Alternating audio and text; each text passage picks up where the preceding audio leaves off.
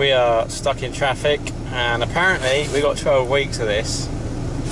Not good. I've only got 2 because I'm leaving.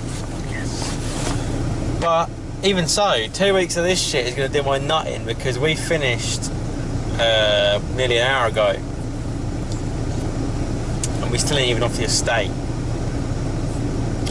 Now I've only just joined the back of the queue, but my mate that left at 4:30 says he's still queuing. So yeah, nah. Stayed tonight. I done Adam's battery terminals, so swanky pants, brass battery terminals, billet terminals. Finished them up, and I've actually machined Charlie, or me and a mate, we're sort of split between us. His screw cut me some bars, left hand and right hand, and I've milled them. So Charlie's now got some Pajero M16 track rod adjusters for the centre of the tie rods. He's going to do the Pajero upgrade on his Ranger, because he's got a bit of slack in the current joints. And Ranger joints are like, even with trade prices, you know, if you want inners, outers and all that, it's about 120 quid, 110 quid. A whole Pajero setup will set you back about 50 quid. For some reason the ball joints are just hella cheap, so we've both gone for that now. I've had mine on for what must be over a year now, yeah.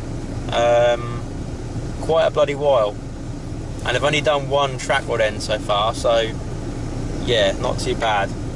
They're a lot beefier than the Ranger ones.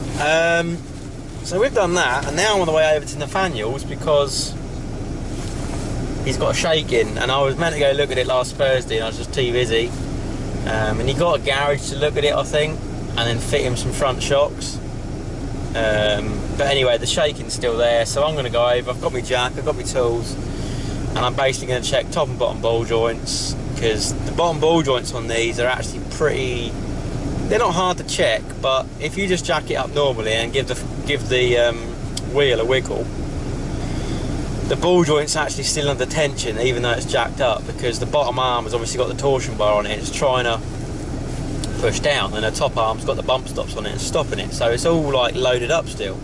So if you jack up on the hub or the arm or whatever and get it unloaded, then you can feel if there's any play, and half the time there is.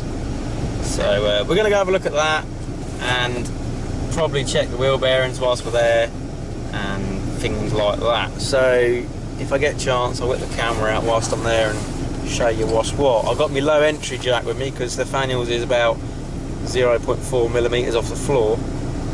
So yeah. Traffic, eh? Traffic.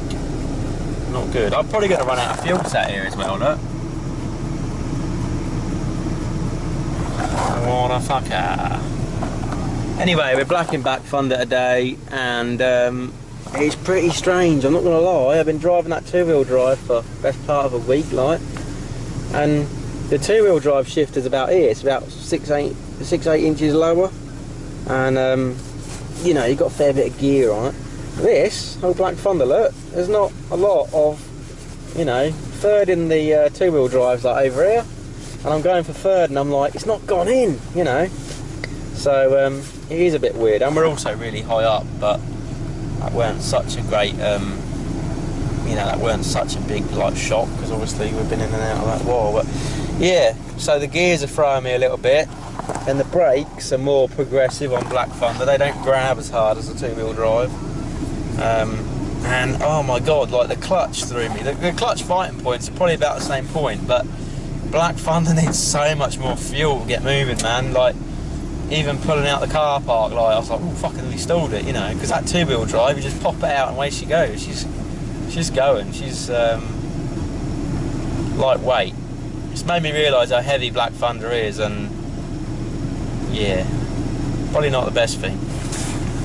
So when we do the tray, I'm going to keep in mind like weight reduction as a whole, like, you know, mantra of like, fucking keep the weight down, James, stop adding stuff to it. So yeah, tray will hopefully be a bit more lightweight, and start lightening her up a bit. Yeah, I've got a couple little bits I want to measure up, because obviously we've got a CMM, which is like a probe, and you just put it down and you just touch it on everything and it measures it like in space, if you like. So rather than you going with a ruler or a tape measure, or it's 500, you just go beep, beep either side and it measures it, take into account the end of the probe. So what I want to do is get the bell housing from down the field, take that in, bing that all up so I've got the points. You know, in the future I don't know what I'm going to be doing, so if I got the bell housing drawn up, that'd be pretty handy to make bell housing adapters or whatever, so we can put, I don't know, beamer fucking transmission behind this or something, I don't know, it depends.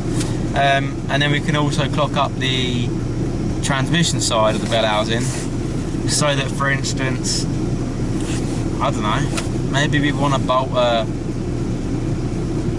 I don't know, but maybe we want to do something and then we might need it, so yeah, that's the plan. Always got to think ahead. I also want to clock up the starter motor holes because I want to make a locking tool that replicates a starter motor, so it's like a big wedge with teeth on it, and that goes in the starter motor holes so that you can lock the flywheel without taking the gearbox off. So that's another tool I want to make, but yeah. Lots on the go, I tell you, lots and lots. I just designed a ramp last week, 1400 long and about 700 wide. For a bloke at work, it's all gusseted up, got sides on it, braces, all made out of 3mm steel. So I got that on the go as a little private job for him. That's being cut out at the moment, laser cutting. Got 3 bumpers on the way from cutting, and more shackles, shock tower hoops, and just all sorts. Tie down brackets for the 2-wheel drive, because I went to go load it up the other night and it's got the rails on the side. They're fucking awesome, don't get me wrong, you can just tie anything to them and whatever you put in the back, you're like, oh, just hook it on there. But there's no points low down in the bed, so I'm just going to basically riv nut a couple of anchor points in the floor for the time being. Fuck, we're still sat here.